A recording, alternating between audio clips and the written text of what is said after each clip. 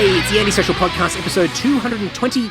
224. Whoa, Larry in the background. He's excited as well. This week's guest is Luke Penman. He is the managing director of Play Pause Play. That's playpauseplay.com. Imagine saying that really fast. Play Pause Play, Play Pause Play, Play Pause Play, Play Pause Play. Yeah, okay, anyway. Sorry, just amusing myself there. Play Pause Play is a radio station that's dedicated to Adelaide music, South Australian music. Luke is extremely passionate about music. He has spent a lot of time in the local music scene and has lent his skills to creating a platform that highlights some of the amazing music that comes out of that part of the country. So if you're not from Adelaide or not from that region, this might not immediately identify with you. However, if you're psyched and passionate about discovering new music in general, and you're really passionate about local music and original music and independent music as well, this is a really cool episode, and it might be worth having a little look-see at Play Pause Play as well and see what Luke has been up to. He's put in a lot of time, he's invested a hell of a lot into this, and all for a fantastic cause. Now, a little bit of a shout out and a credit goes to Jake Clark, previous guest on the podcast, I think episode 216, I think. Jake is the science communicator, astronomy PhD candidate, and an all-round legend, and he suggested Luke to be on the podcast. So he brought us together, and Luke was absolutely fantastic, very hospitable as well, brought a few crafty beers along to break the ice and lube us up a bit to have a great conversation, which we certainly did. And finally, before we kick into this episode, Luke is the last of a group of Adelaide legends that I've put on the podcast or recorded earlier this year. I went over to Adelaide in the beginning of the year and just bulk recorded a whole stack of episodes. So far this year, I don't even have the list in front of me, so I'm not even going to try and attempt it because I will miss somebody. But I bulk recorded a stack of episodes, and Luke is the last in a long list of legends that I got on the podcast so far this year. And no doubt I'll be back in Adelaide soon, so I will find a whole stack more amazing people to talk to. But Luke is the last, better late than never, mate. And here we go. Playpauseplay.com. Please enjoy this great chat with Luke Penman.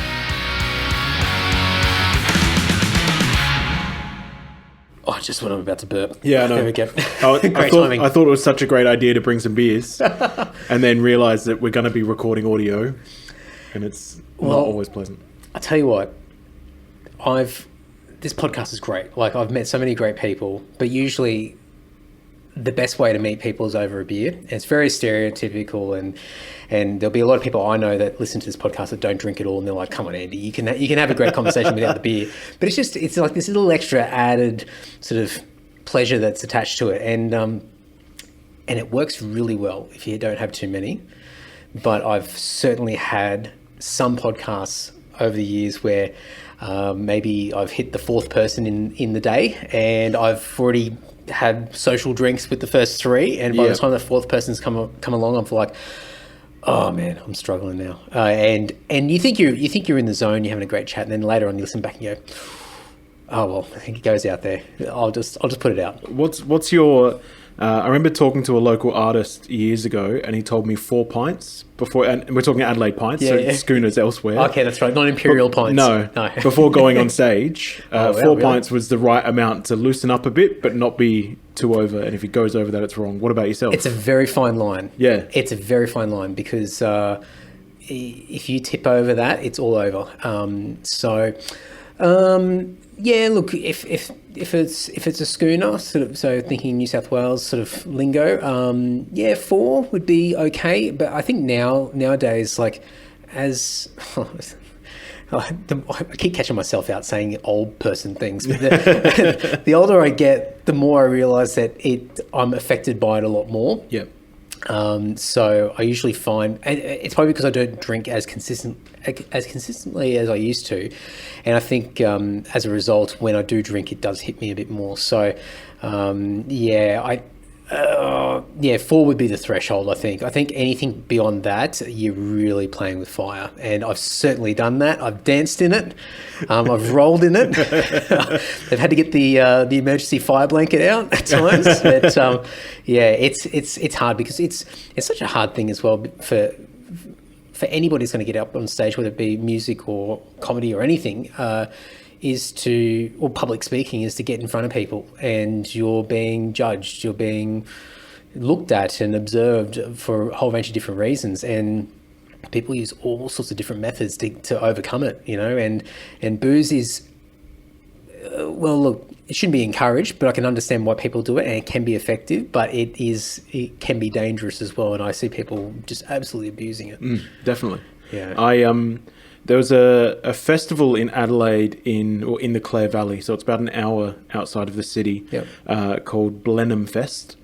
It used to run every year. It hasn't for the past couple of years. It's on someone's farmland, and they haven't for a couple of years just to let the land restore. Okay. Yep. So it is, I'm sure it's a one-night festival, but they encourage you to bring your tent so that you can camp and drive home in the morning. But it's also a BYO festival. Right. Okay. So I've only been to one. They got in touch with me and they asked me to MC one of the stages. Okay.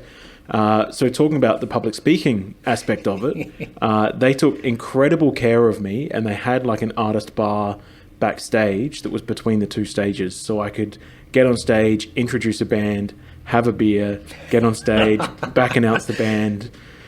I see where this finish is going. my beer. But I would think I got lucky that day. Yeah. I think I was a drink or two behind most of the crowds. Good. So I got to get on stage, I got to yell and scream, I got to pump everyone up and just throw to some incredible band everyone's ready to dance, everyone's ready to jump around. It's an amazing time. Did you find that sort of as you rolled into the afternoon, evening, each band continues on, that you found that you were trying new things, getting a little bit looser on stage, I'm going to be a little bit more animated this next one? My worst habit is swearing. Oh, right. Okay. And I absolutely will just start swearing on stage because people react to it, I think. Yeah. And it gets reaction, it gets a cheer, and I think when I'm swearing, not that I should, again, it's bad of me to do so, but when I'm up there and I'm trying to explain how passionate and excited I am about live music and about community and about bringing people together, sometimes it just comes out, and I want people to feel like I'm being me on stage to be able to do that. And if I was talking one-to-one, there'd be a few swear words in there. So, well, I'll give you the assurance that you're more than welcome to swear as much as you want on here. Like, just fucking let it rip, man. Like, you're more than welcome. There's no rules here. So, look, I mean, we've got a mutual acquaintance, a mutual friend that threw your name into the bucket and said, "Hey, you should have a chat to this guy." I've done a little bit of poking around, but I mean, what's the background? I mean, you seem to be pretty entrenched in sort of the local music area, and as you said, like, getting up and sort of doing some MC work as well to present some talent. I mean, what's I don't know. You can do the elevator pitch. You can tell me the whole story from front to back. What's the go? Many years ago, I simply made a conscious decision to get into Adelaide music. That I just went, I want to know what's out there. I want to delve into it. Somewhere along the way, I remember listening to there's a community radio station here called 3D. Okay. And it feels like every time I tune in, it's some lo-fi DIY slacker rock. Okay. Yeah. And there's been times in my life and bands that do that kind of thing that connect to me and it works. Yep. But it also just occurred to me one day that there are people who listen exclusively to that, and they cannot stand anything else. It just doesn't work. I don't think Metalheads, for example, is actually possibly a better example of this. But guilty. What I felt was that the music that you like and the music that you feel connected to, the music that you think is good, is music that's familiar to you. Yep. You're significantly more likely to enjoy a song that you know than you are a song that you don't, regardless of genre or quality or whatever, the first time you hear it or whatever. So by entrenching myself within the South Australian music scene, that quality of emerging bands, the quality of music, the oral quality that I was hearing became my new normal. And so anything polished, anything international, anything, again, no matter how objectively good it was, I didn't care because it wasn't what I was involved in. I remember someone telling me years ago that I think it was a major record label, talking about major radio stations or commercial radio stations, and the guy from the label saying basically the stations will play whatever we tell them to, and we know that people will buy it because they hear it on the radio, and that's the cycle. That's how it all goes. So part of it for me was delving into the local scene, getting to know all of the local bands, seeing some really, really good shit, and realizing that no one else is hearing these bands. So I wanted to share that. I wanted to make sure that other people were hearing those bands. I think that it's vitally important for us in South Australia to celebrate the great music that we have here, because no one else is going to do it for us. Well, I think, especially my domain's definitely metal and hard rock. And we've been, my band's been really fortunate to play in Adelaide quite a few times over the years, and we played most places. Although I was just talking to someone about half an hour ago, we were joking because there's a gig on at Crown and Anchor tomorrow night, and I laughed and said, of all the years I've been travelling here, I've never been there before, and I went and had a beer there today. Yeah. And I was trying to work out where are the bands playing here? It must be somewhere in the back. I've got no idea, but I'm going to go there tomorrow night and suss it out. But we've been lucky to play a lot of the great venues, and we've met so many amazing bands, and there's such a great scene, even just in that heavier music sort of subgenre of music itself. And I think the common theme that I see amongst even that clique of musicians and artists is that there is it's probably the same in most places, but it's just this real sense of community, and it's this just lift everybody up, and look, there's always going to be interpersonal dramas and all sorts of stuff along the way where, there's going to be some friction. But I think ultimately it's just, maybe it's partly that Adelaide's like a big country town as well. It's a city, but it's got that country town vibe, which Definitely. is super cool. But yeah, I've always got that vibe from Adelaide, and always been attracted to it as well. But when you sort of made that decision to sort of, I guess, make that effort to sort of look into, well, what is around me, what is local, and what am I listening to?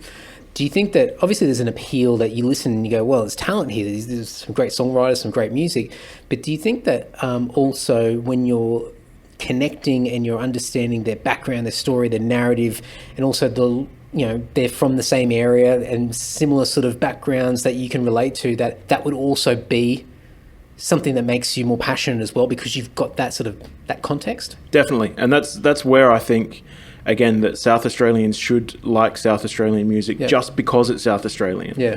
I think that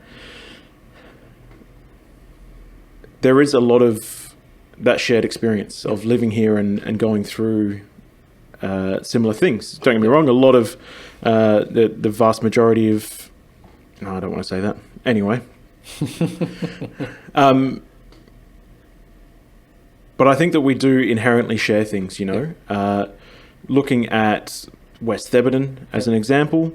I remember going to Big Sound a couple of years ago, and they played on that outdoor stage out in the car park, 500 people playing. It was just that perfect moment of Big Sound where for some reason, everyone decided that was the gig they wanted to be at. The sun just went down at the perfect time. The lights kicked in at the perfect time. The sound was perfect. And I watched 500 Brisbaneites screaming along Adelaide suburb names to their song Moving Out. It was just, it blew my mind that to me, I know them. I've been to all of those places. Yeah. And that's something that's really special to me. I think there really is a very strong community in Adelaide because... for a very, very long time, no one broke through. No one really got anywhere. As far as I'm concerned, the Hilltop Hoods are the only band from Adelaide who are an Adelaide band who's truly made it. We've got names like Sia, was from Adelaide. She kicked around. She was in an acid jazz band for 10, 15 years. She moved overseas 10 years before she broke it big. And I still hear her name brought up as a great South Australian artist. I think Sia is a perfect example of the failures of the South Australian music industry to support our incredible artists. We've only acknowledged once she'd become... That's right. Yeah. Again, Cold Chisel. People always talk about Cold Chisel. Yeah. They were a cover band until they moved to Sydney, and then they started getting to write their own songs. So there's this history that we talk about of these great artists coming from Adelaide, but none of them really got to be an artist while they were here. So I think the Hilltop Hoods are, for me, the first act that really still became successful and remained as being an Adelaide band.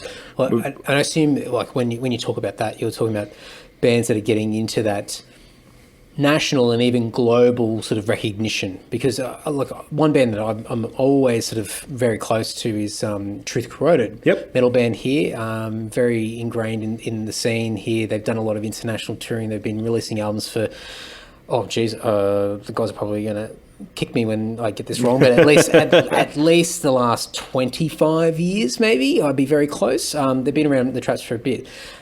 Now, I'm definitely talking mainstream. Yeah, I guess it's a case of it was, first of all, it was a definition for success, of course, but but also I think just those other examples. Yeah, we're definitely talking about that next tier up where you've got basically national heroes of some sort, and then globally really making a massive impact as well. So yeah, absolutely. I think even from the perspective of a South Australian, I could walk down the street and ask 100 people if they've heard of Hilltop Hoods, and they'd probably say yes. Yep. Truth Corroded, probably no. Yep. And I think they should have. I think they should know Truth Corroded. Yep.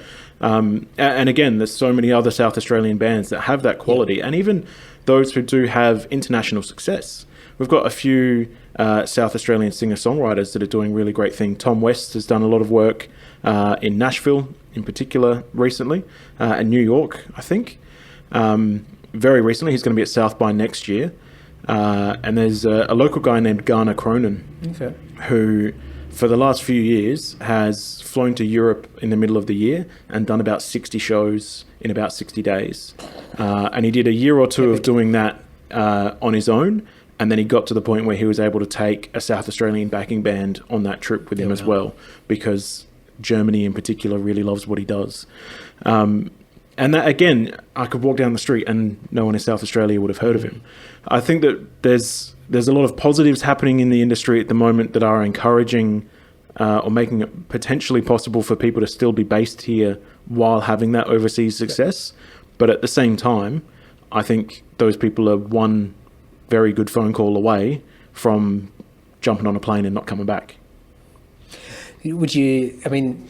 Which I can't blame them for, you know. No, not at all. But I guess, like, the way, I mean, I've been doing another podcast and I've stopped it for the time being, but it's called Self Starter, and it's just all about people starting their own businesses or being freelancers and things like that. And so just a wide range of different backgrounds, industries, etc. And I've always spoken about, and the whole beginning of that podcast stemmed from me at the time living in a regional area and sort of looking at what the general storylines were in the area. It's all about lack of opportunity, lack of jobs, industries dying, you know, and then automation kicking in, all this sort of stuff. And I'm like, you got NBN.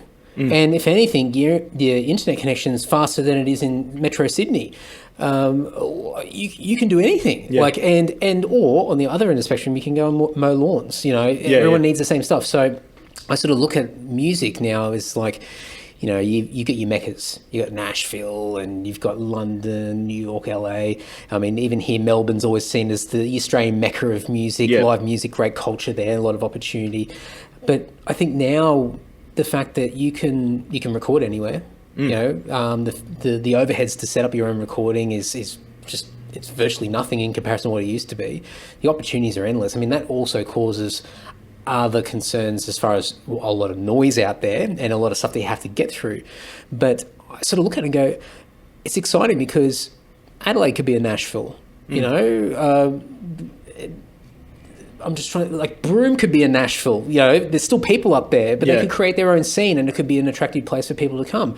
And it doesn't matter where you are. Like, now it's you're not limited to a finite number of places that are allowing you opportunities. In the city of Adelaide in particular, I can't remember what it's called off the top of my head, but I should, but they have a 10 gigabit network that you can connect to, internet, really? 10 gigabit internet connection.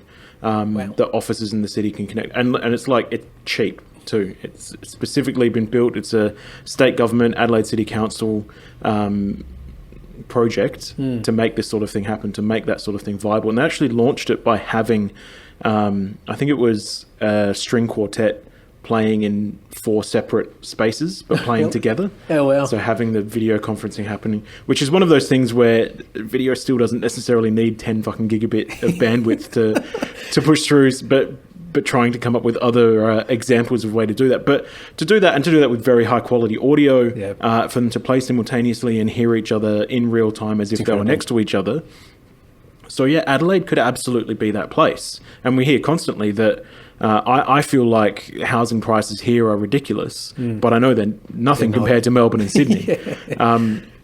So there could very well be an attraction for creatives to come into this space and start using these connections and that potentially cheaper rent. One of the things, and I'd like to hear from your perspective, one of the things that I feel that Adelaide is lacking is producers, people who can hear your song and go, yep, but we need to do this, this, and this to make it really tighter or poppier or whatever. There's a particular guy named Mario Spate in Adelaide. Talking about going on side tangents, let me go on a tangent about Mario Spate. The first local band I ever saw, I was 17 years old, and my friend said, my other mate's playing in a band, we should go. And he would drive everywhere, and well, we were underage, so we weren't drinking anyway, but we were smoking cigarettes, however we got them. And of course, it was an excuse to get out of the house so we could get away with smoking. So we'd go to these gigs where they were $5, $10 or free, stand in a beer garden and watch our friend play. And the first time I saw this band, that was the moment for me. 17 years old, the first Adelaide band I ever saw, and I went, holy shit, this band is amazing. Why aren't they massive? Why doesn't everyone know about this? They're in our own backyard. Why aren't we talking about this stuff? I think it's purely coincidental that the first band that I saw happened to have Mario Spate in it, because he is an incredible artist, an incredible producer. There are a hell of a lot of South Australian artists that have started getting Triple J play, that he's produced their tracks, or at least produced their first early tracks, that have started getting that national attention. TK Meidzer, he worked with. I should be able to name heaps more off the top of my head, but I can't right now. But he in particular is the only person I can think of off the top of my head where if someone came to me and said, we've got this song, we want to workshop it with someone, we want to make it better, I would say, you go speak to Mario. If he goes, fuck it, I'm moving to Berlin, there is a huge hole Huge gap in the South Australian industry for any artist who's coming up and doing stuff. But from a metal perspective, do you typically work with someone doing that kind of thing? Yeah, it's an interesting thing because I love the idea of a producer who would take what you've created and get the best out of it. Yep.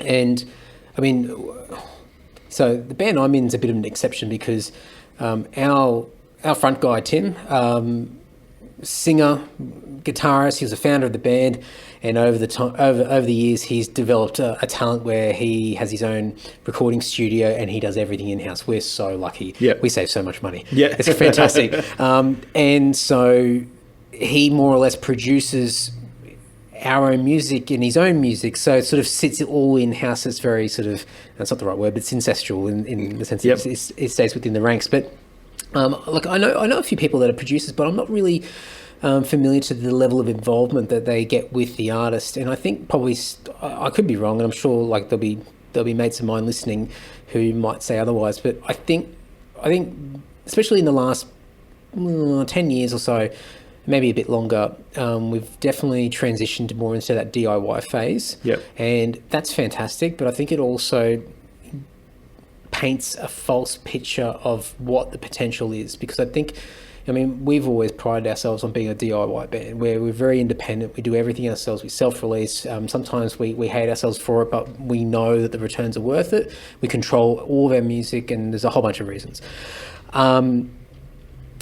However, that romantic vibe around DIY can sometimes shoot you in the foot as well. For sure. You're so stubborn. You know, it's my music. I'm going to control it. I'm going to do everything. I'm going to, some of those guys who are talented in a whole range of different instruments. I'm going to record everything myself. I'm just going to self-produce it, and put it out there. And there's that romantic sort of approach where it's like, yeah, DIY, independent musicians, that's fantastic, blah, blah, we're going to support that. But you're also limited. And I always look at business and a lot of the sort of entrepreneurs and people out there, and they talk about, surrounding yourself with expertise. And you can't rely on just your own skill set to be able to be successful. You have to get talented people around you, and no one expects you to know everything. You can't be good at everything. It's realistic to be good at a particular thing, and then when you want other things, you bring the talent in to help you. And I think producing is really important. And maybe there's some, like I know a few metal producers, but I just don't know to what extent they get involved. So it's probably something that, and the fact that I don't know that probably means it just doesn't get discussed enough. Yeah. And maybe it's something that needs to be focused on more, because I definitely know, like, if you look at pop music, it's a fundamental. Yeah. You've got guys in there that are tailoring these songs to ensure that they succeed. They've got to make sure that hook hits where it needs to hit. That's it. And there's a science to it, and they've got to make it work. So it's an interesting thing that you said, because obviously depending on the genre of music and the style of music, and especially when you're talking about bands and artists that are getting into that national mainstream level, you need those people in there. So as you said, if this guy goes, that's it. Big gap. Yeah. So I don't expect you to know every South Australian artist, especially pop artists, that I would mention. But there's some names that people would know, and some that have gotten spot rotation or whatever. But people like Maine and Wing Defence, Stelly is a new young lady, incredible songs. Again, Mario's working with her. People who are still slightly more emerging, or Diaspora is an incredible personality in the South Australian music scene. He's a young guy from South Sudan. He must be 6'6", and he makes you feel like you're the only one in the room. Yeah. He walks in the room and he owns the room, and he can be surrounded by 20 of his mates, but when he's talking to you, you feel like you're the only one in the room. Cool. He's such a bright and connective presence, and an incredible rapper, an incredible lyricist. And again, I believe he's done work with Mario. He also runs a record label or collective. Sorry, Diaspora runs this collective called Playback 808, which includes Elsie Wameo. Again, she's worked with Mario Spate.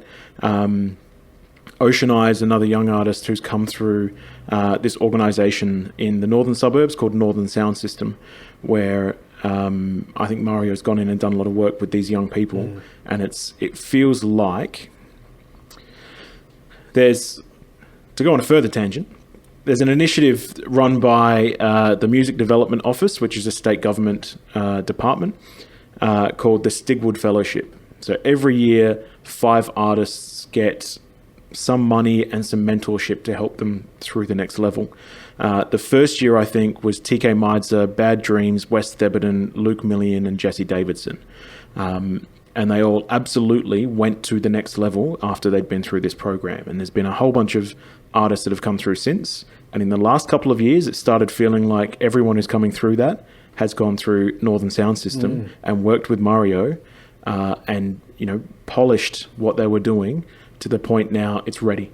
And it's ready for something that can take it to the next step. Sorry, that was a tangent. No, go for it. It's a fascinating thing, because it's another. I mean, we're talking about music. We're talking about original music. We're talking about Australian music, and in particular, South Australian music.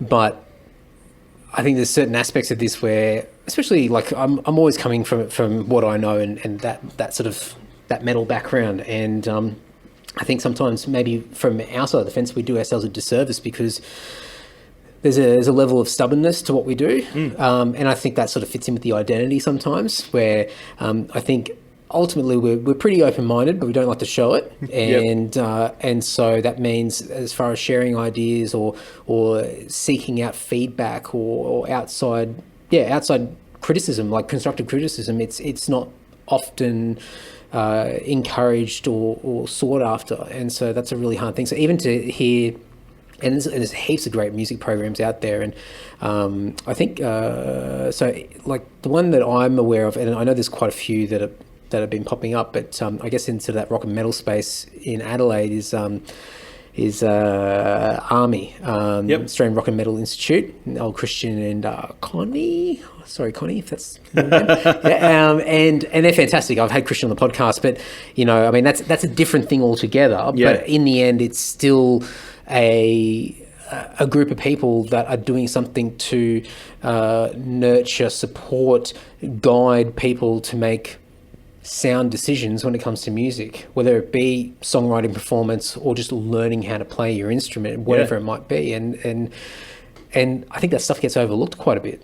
There's an organisation that I think they're all independent from each other, and it has existed around the world for some time and in other states as well. But just last year, the Adelaide branch of Girls Rock launched their first thing. I don't know if you're familiar with this organisation at all. So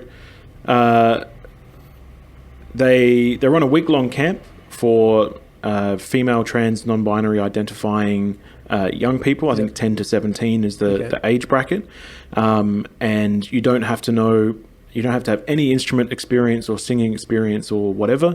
I think they took through about 30 kids, and you split up into groups and you make a band, you write a song, and you learn how to do t-shirt screen printing and design your logo and stuff.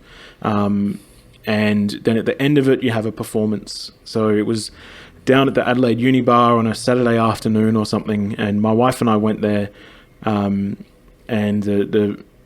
we got there as the first band was doing their song, and I feel like all of them were actually under 10.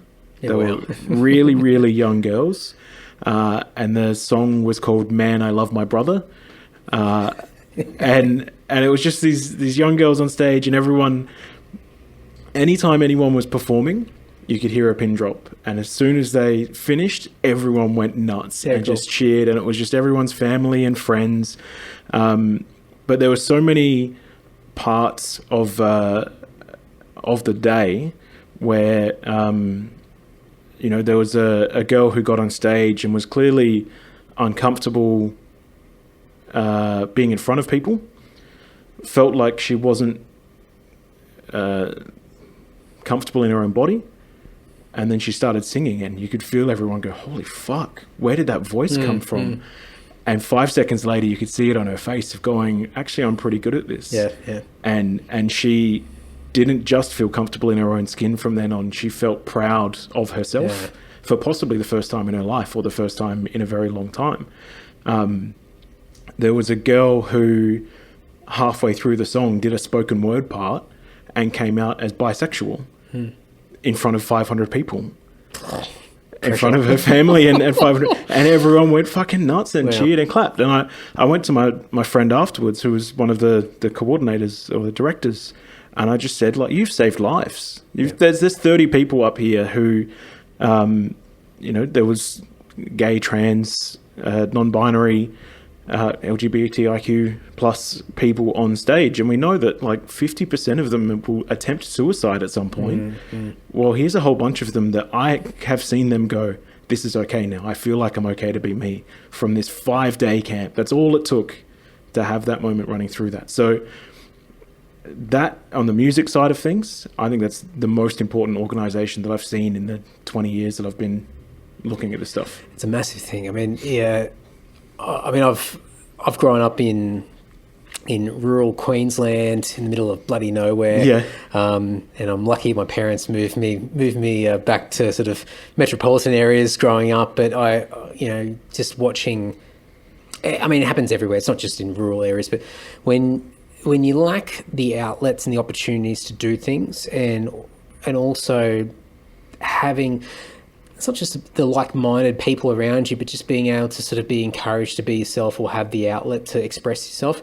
It's not only stifling, but it's basically suffocating. And as you said, like those particular people, all of them at some point have made that attempt. They've done something that's with the intention of ending it, and that's pretty intense. I mean, and I've always, I just remember, like, parents or friends' parents or whatever, and they talk about, you know, drink and drugs, and they'd be like, oh, well, the only reason they do it is because they've got nothing better to do, you know. Yeah. They're all bored, you know. Yeah. And you always just like in one ear out the other, and you're like, oh, well, that's what they say. And now I'm thinking, well, yeah, a bit of it's that, but it's also, it's not just destructive stuff about being destructive to other people and being a nuisance or whatever. It's destructive internally, you know. And if you don't have those outlets, you don't have those opportunities, whether it be boredom or whether it be just frustration that you can't reach out to anybody, it's absolutely, I mean, I'm just trying to think of another word of destructive, but it's just destructive. It's insane. Yeah. I think about it a lot. There's you know the English band The Streets? Yes. And there's a line in one of their songs, and I think it's just the opening line, and he just says, geezers need excitement. If their lives don't provide them this, they incite violence.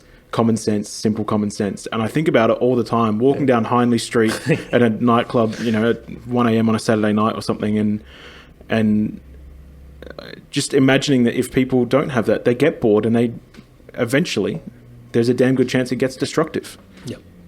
Yep, definitely. It's I think that's why, obviously, music's very important. In like, I know a lot of people are like, oh well, I like listening to music, but I haven't got a musical bone in my body and things like that. And I think the really cool thing is that a lot of these programs that are out there, and as you said before, like, you know, they're bringing people in that might not have any sort of, I shouldn't say talent, but they haven't been exposed to even create talent. So they haven't picked up an instrument, haven't done anything, haven't sung before, but you're giving them the tools to be able to go, hey, give it a go.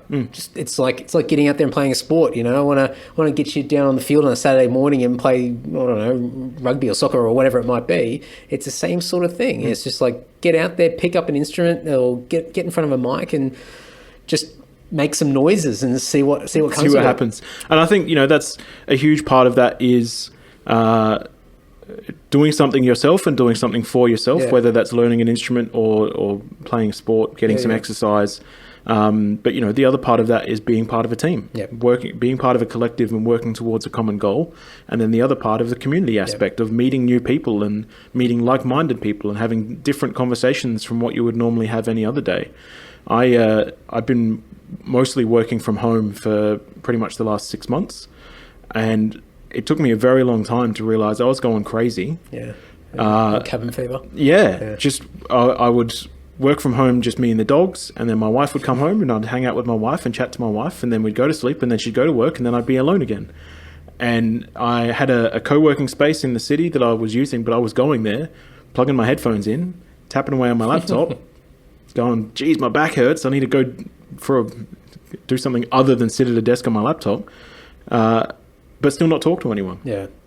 And just that simple, I honestly feel like a huge influencer on depression is not vibrating your vocal cords. That specific scientific thing, not even necessarily the communication, but actually talking, makes such a huge difference. Going on a different tangent, but something that you touched on before on the heavy metal side, I'm constantly reminded, and I constantly love the fact that to most people see heavy music as being aggressive, as being mostly aggressive, really. But I've always consistently found that people, particularly in metal, but in heavy music in general, are always so community-minded and so passionate and so friendly and so intelligent that just completely goes against that stigma and that assumption. And I think, you mentioned in Adelaide, that's the thing that you find here. And it's so very easy for those scenes to exist over in a corner somewhere and not have anyone know about it, but still be supporting each other and doing really great things. It's a massive thing to be able to talk to and interact with people, and even if you've got a little niche community, you're still so open and so excited to bring people in. And when someone shows an interest, it's like, oh yeah, come in, like have a look, oh, check out this band. And then suddenly that other person's probably regretting it, going, oh, please stop talking my ear off. But there's an excitement. I think it's just a human thing, and as you said, I've never heard anybody actually say that. Yeah. That vibration, the old vocal cords. But you know, it makes sense. You know, and I think everybody needs.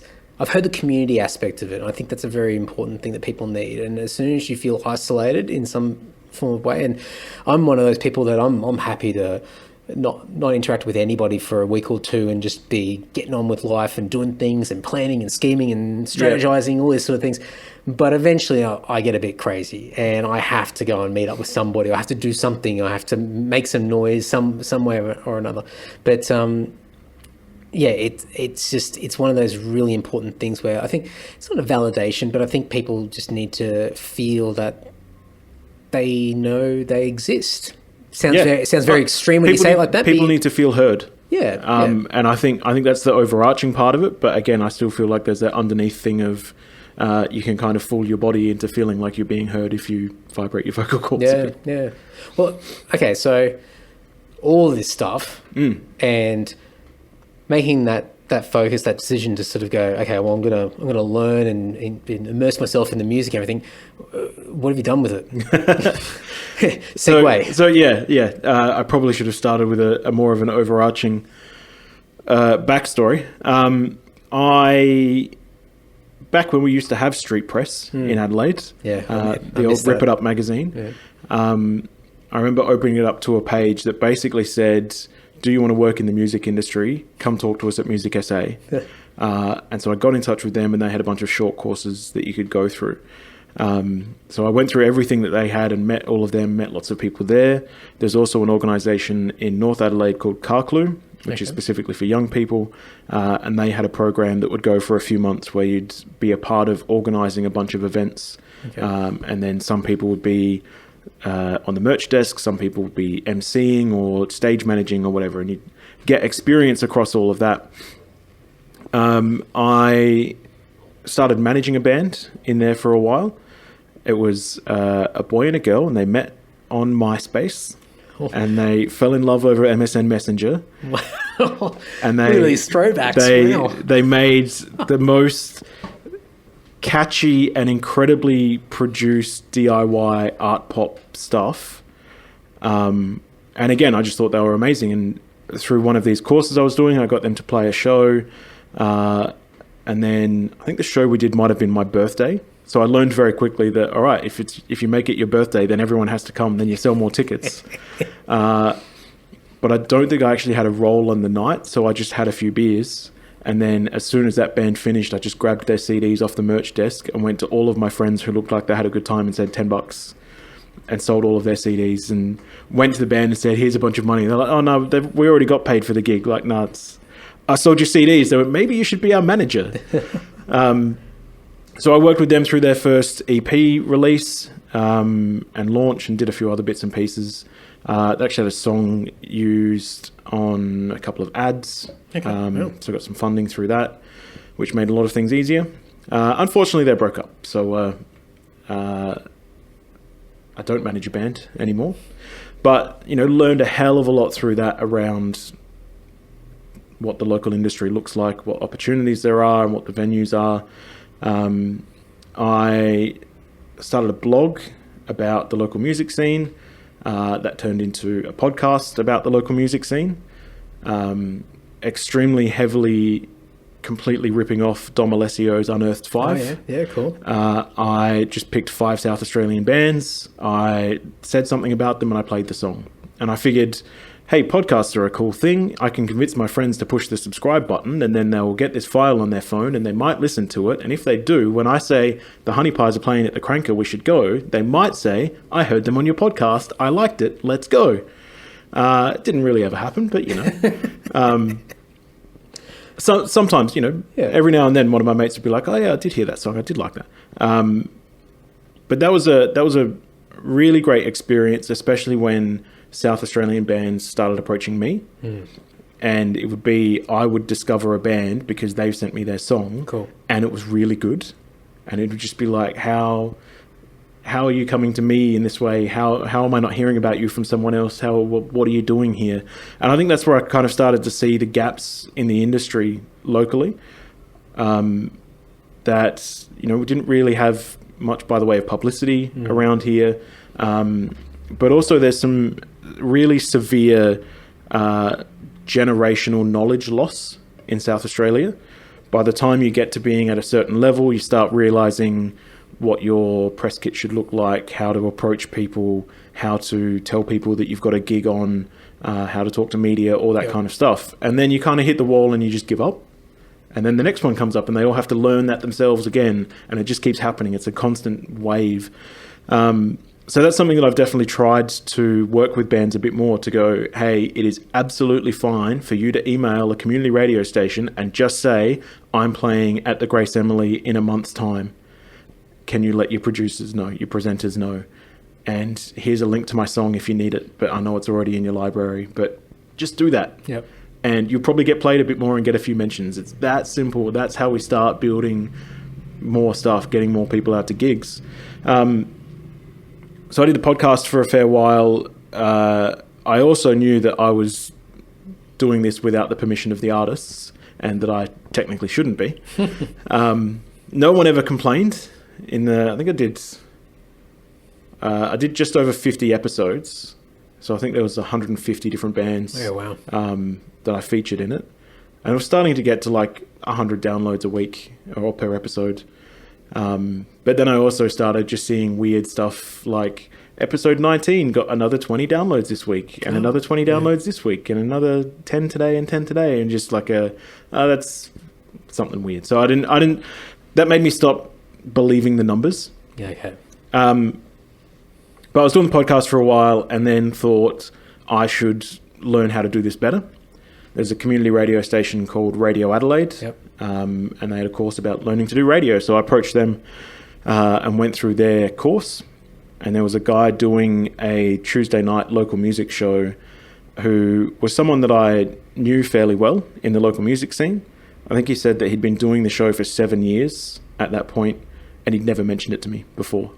And I just went, like, are you proud of your work here? Or are you really enjoying celebrating local music? But that's also a thing that happens in community radio. You do it for long enough, you just kind of forget that you need to keep telling people about it.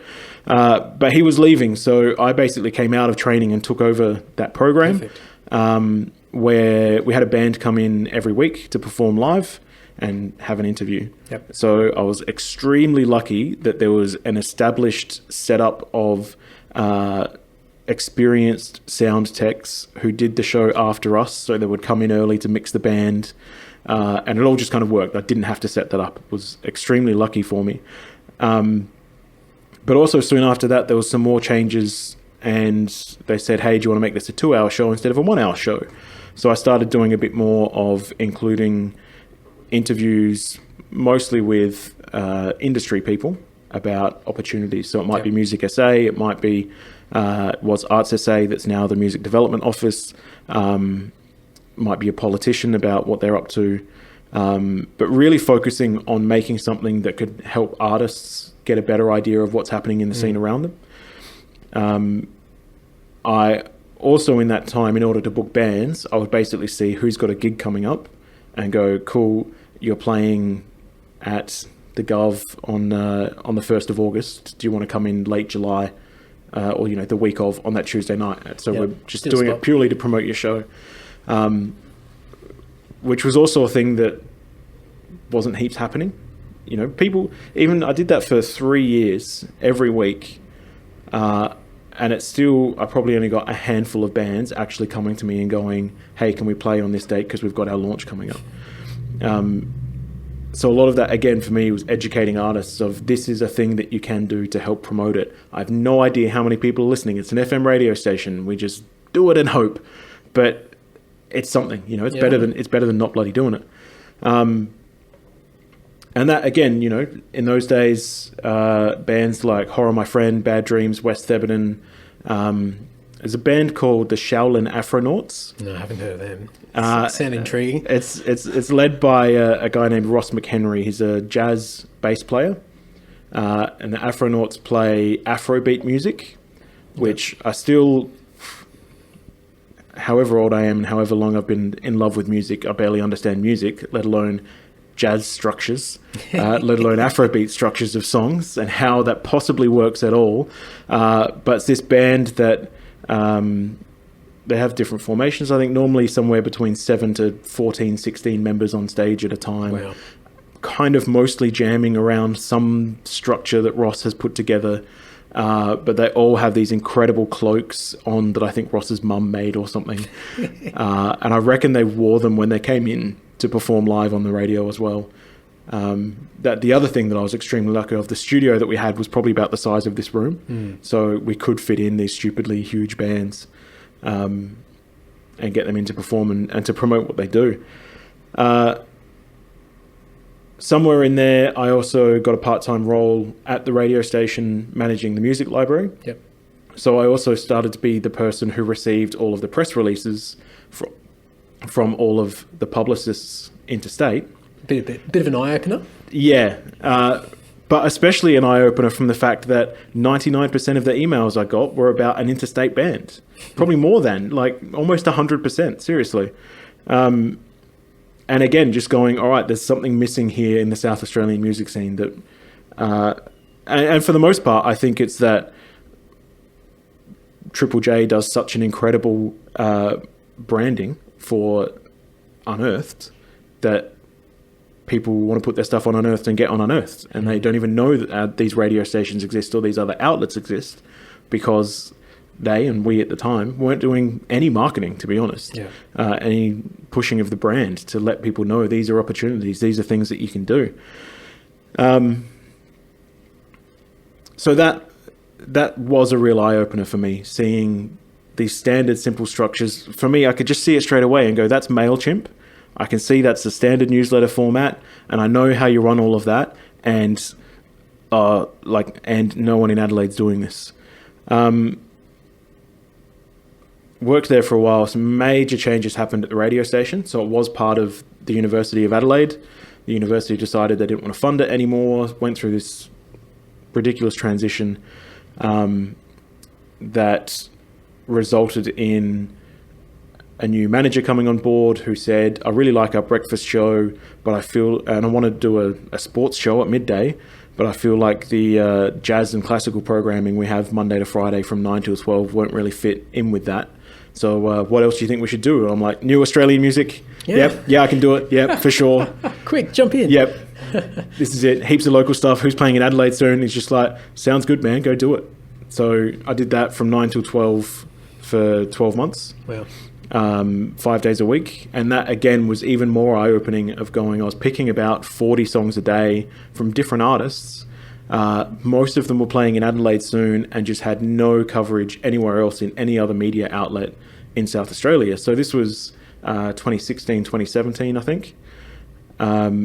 So the street press had disappeared.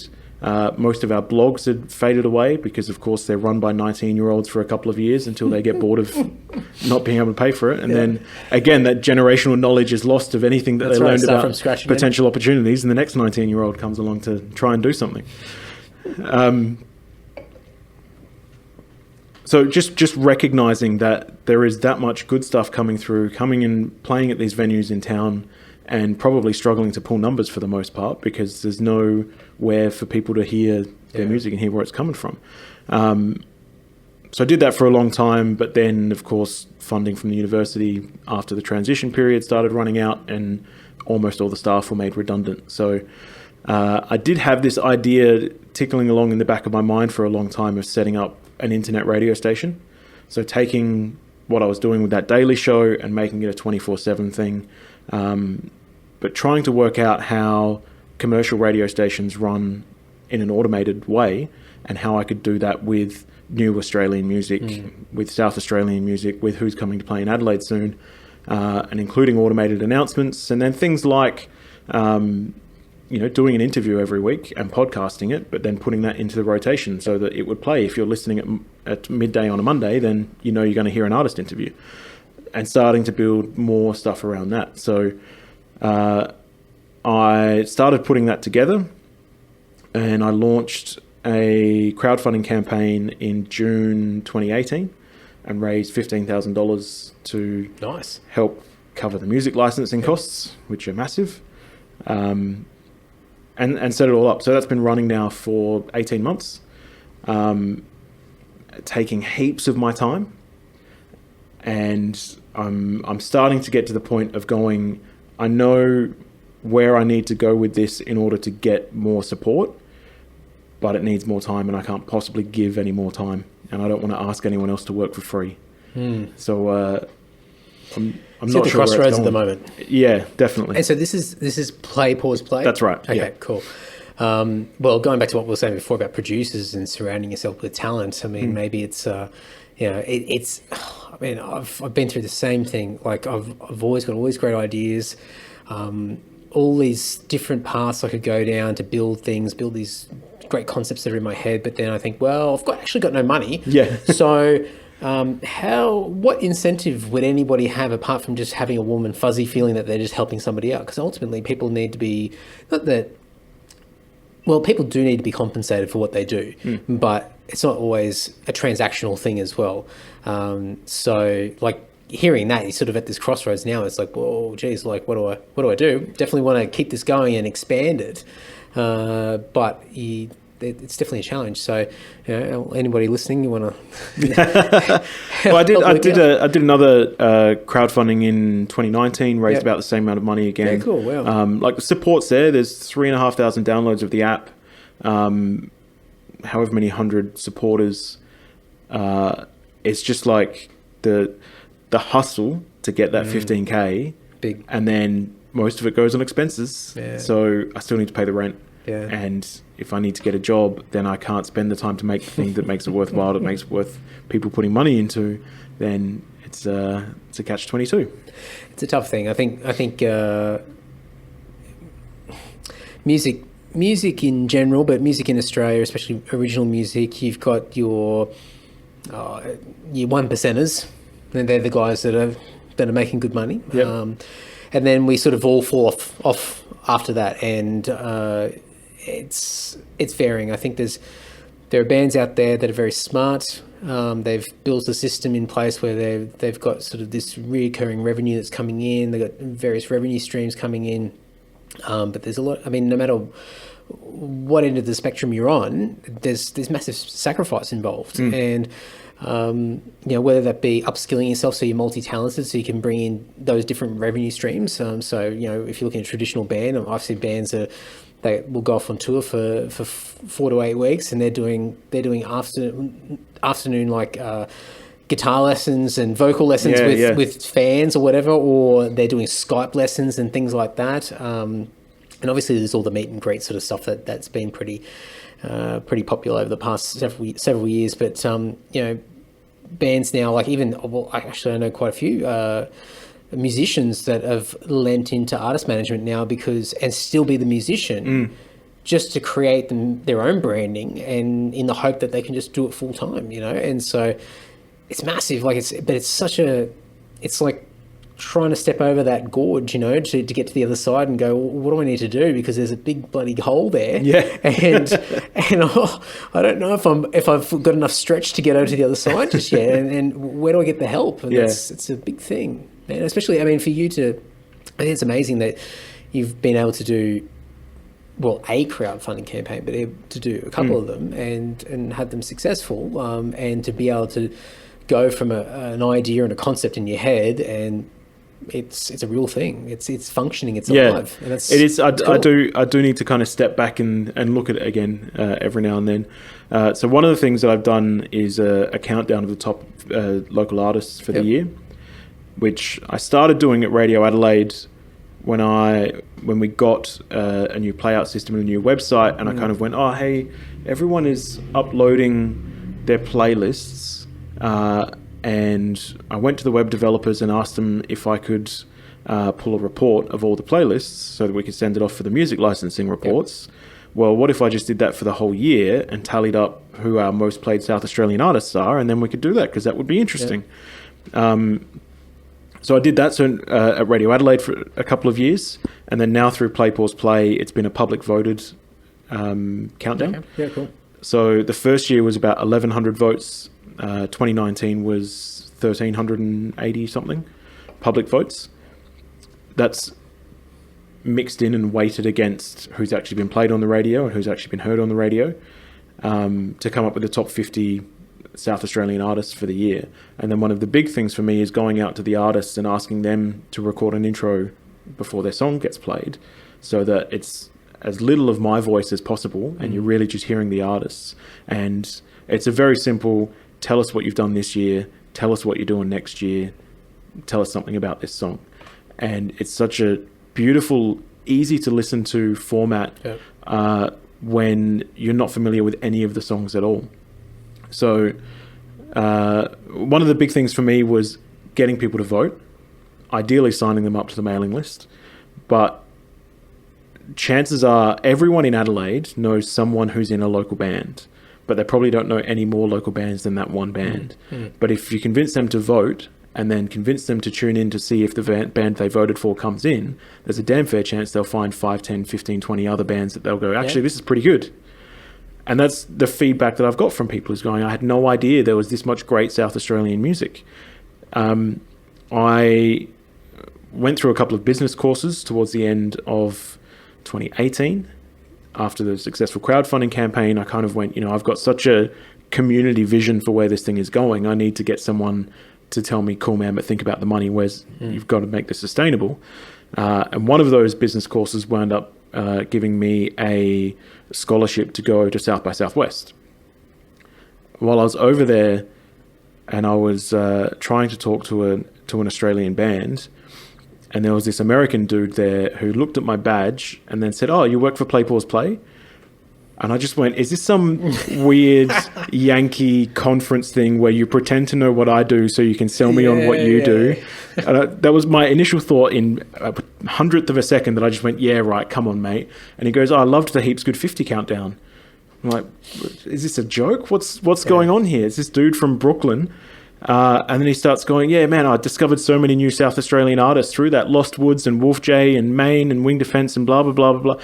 And I'm just going, if this band asked me to name 15 South Australian bands right now, I couldn't do it. And here you are doing this. What is this? And it's a guy who lived in Australia for a while, and he just loves countdowns, music countdowns. Yep. That's his thing. He discovered Triple J, discovered the Hottest 100, and he had some friends in Adelaide. So he's back in Brooklyn now. He runs a blog over there, and someone told him to tune into this thing. Wow.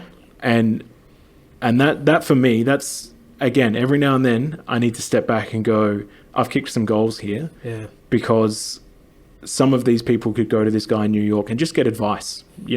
It's a very, very easy connection for them to make now that didn't exist before. And it's proving that the quality of music being made here is viable internationally. It definitely is. I mean, and it's whether it be limited resources of where people access music, or it's just your own cliques. You only listen to people that have an influence on you. You have to know about it in order to listen to it. That's right. That's actually one of the first things I did before I launched the first crowdfunding campaign. And yes, sorry, I do have to go soon. I put out a survey, and I did a very biased question to get the thing that I knew I wanted, which was basically, do you need to be familiar with a band before you'd buy a ticket to see them live? Like, of course, everyone's going to say yes to that. But of course, you feel that you do as well. And we can't expect people to buy tickets to someone that they've never heard of before.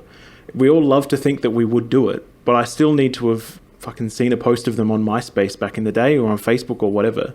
I've never ever just gone to the cranker and gone, here's $10, let me see whoever you've got tonight. Never. So we can't expect anyone to do that. So making it as accessible as possible is the thing for me, and that's the just download the app, open it, and press play. And the first thing people say is, oh, but I've got Spotify, why? And I'm like, yeah, but the thing for me was hanging out the washing, doing the dishes, and going, oh, I could play some music on my phone right now, and opening Spotify and staring at it going, I don't know. Oh, man, every time. And the other thing is that, it's the old buzzword, but the algorithms that are attached to Spotify, they're giving you recommendations, but the recommendations are as wide as the globe, it's worldwide. And so, which is fine. It's fantastic. You learn, you discover a lot of music, and they've got their own integrated playlist in there. But I think just taking full circle back to what we're talking about community, it's like there's something so cool, and even talking about Cold Chisel, for years I hated Cold Chisel. I just never liked it. It was just this bogan music, and every time anyone I knew that liked Cold Chisel was just the biggest bogan. I just couldn't. Oh, it was horrible. And then one day it just clicked. Yeah, I think I just paid a bit more attention to the lyrics, and I just went, "Wow, this is so cool. This is what everybody goes through. It's just it's relatable stuff. It's community. It's about the good times, the bad times, everything in between." And that's one of the reasons why they're popular. I mean, amazing songwriting, musicianship, etc.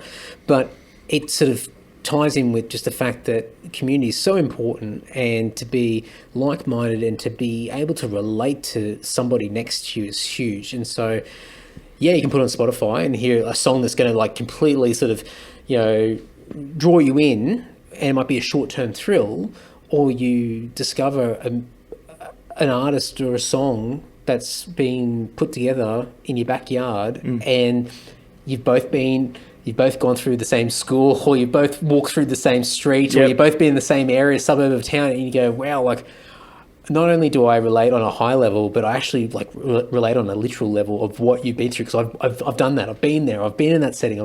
I understand the weather, or whatever it might be that you're talking about. And so that's why something like that's so cool. So I mean, kudos to you to do something like that. Thank you. That's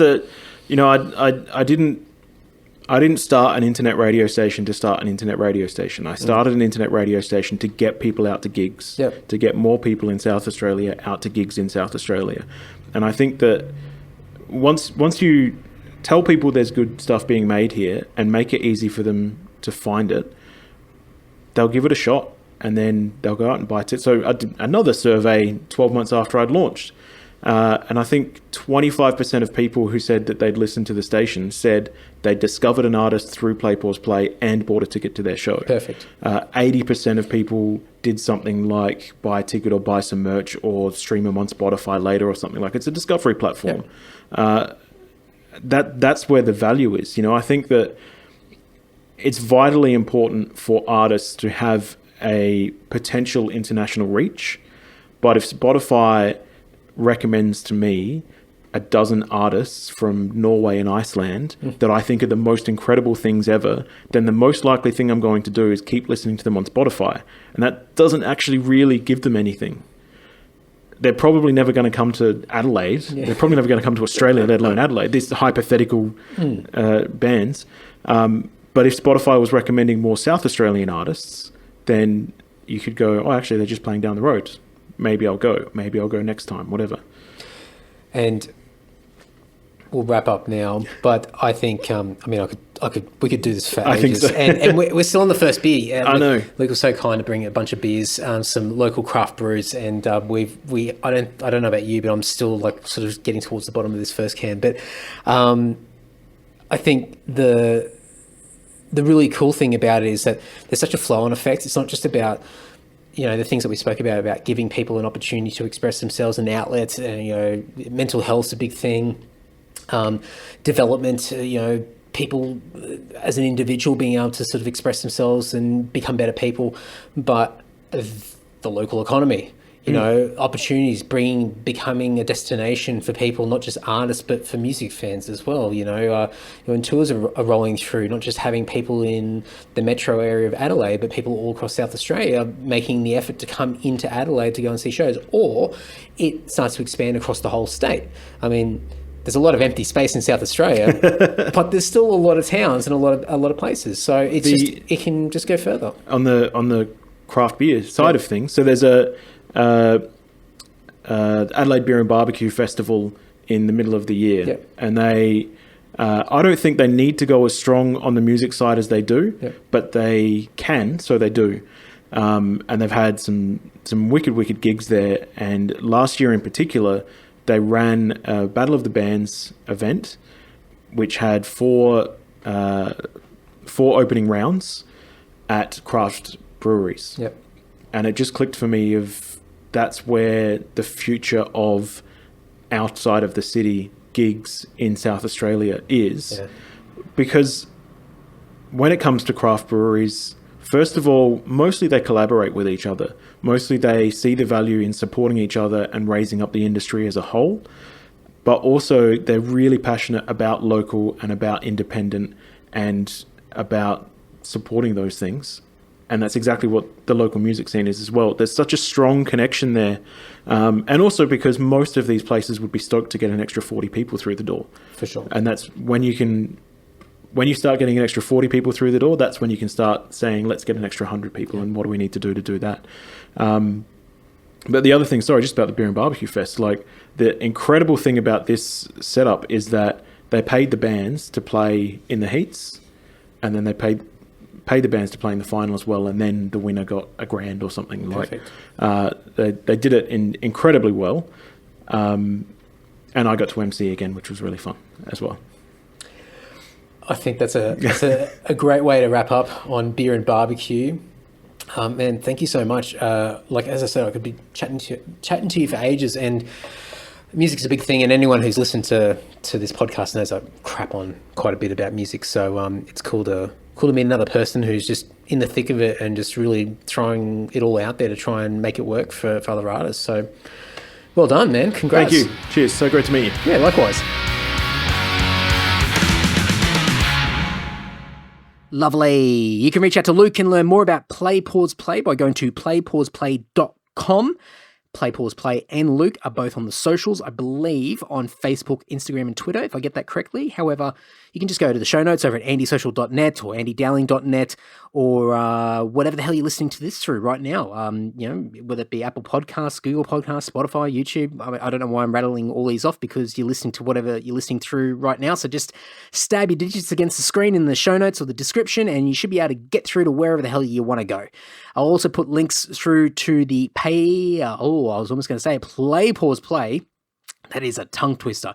Play Pause Play app over at the Google Play Store or the Apple App Store as well, so you can learn a little bit more about what Luke was talking about in this conversation. But a massive thank you to Luke for being a part of the podcast and being ultra patient. I mean, we recorded this episode in January when I was in Adelaide, and we're in May now. So it's been a while. And I tell you what, I banked up a hell of a lot of episodes in Adelaide alone, let alone all the other guests that I've put out so far this year. And it's worked out really well. I mean, at least for me, because with all this coronavirus stuff over the past several weeks or couple of months or however long it's been now, I've lost track of time.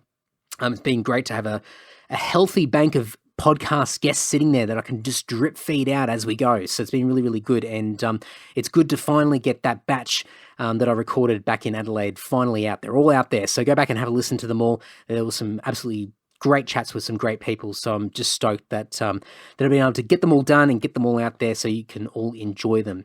Moving forward though, different story. So if you're new to the podcast, last week I changed the format a little bit. So I think last week's episode was That's What I Reckon. So man, that one blew up far out. So if you're new from that, welcome, howdy. Thanks for sticking around and listening to another episode. But the way that the podcast is going moving forward is a little bit different. If you scroll through some of the previous episodes, you would see that there were crazy talk episodes in between the guest episodes. And so what I'm doing now is I'm removing the crazy talk episodes. Can't even talk. The crazy talk episodes, and they are going over to Patreon. That's right. I'm on Patreon now, so you can go to patreon.com/AndyDowling. I've got a bunch of legends over there already supporting me. In particular, my $10 social circle, such as Andrew from Perth, Mick G from Sydney, Ash from Deniloquent, and Dan from Dapto. And I'm sure by the time this episode comes out, there'll be a few more legends. So I will be giving you guys shout outs over the coming weeks with more episodes to come. But Patreon's been going really well so far. We're in our early stages, but I've been dedicating the Crazy Talk episodes to the Patreon supporters and doing a whole bunch of other stuff over there as well. So if you're interested and you want to even if you just want to throw me $1 a month or something like that, just a little bit of love, a little bit of support, you can definitely go and do that. And it goes a long way to supporting this podcast. Apart from that, the format remains the same. Every Thursday night, 8 p.m. I had to think about that one. 8 p.m. Sydney time, you will have your usual guest episode, and I have a stack of legends coming up. So many great people. Once again, like I did earlier in the year, I bulk recorded a hell of a lot of episodes over the past couple of weeks. Well, probably a bit longer than that. But I think that's one of the benefits of this coronavirus thing is that the availability of people has been so much better, so much easier. I've been able to pin people down. No excuses. Come and talk to me. And I'm just loaded up. So I've got so many great people to share with you all, some great stories, great conversations. So stick around for that. If you don't already, I don't think I've ever said this, or at least for the last couple of years, subscribe to the podcast. Yeah, why not? Subscribe, follow, all that sort of stuff, and you can keep up to date with the upcoming guests as well. But obviously, if you're on Patreon, you'll get a heads up of what's coming in the Crazy Talk episodes as well. I think that's about it, folks. I'm going to try not to waffle too much, but I clearly have. So thank you so much for listening, and until next week, folks, that's it. All right, take care. Ta-ta. Bye-bye.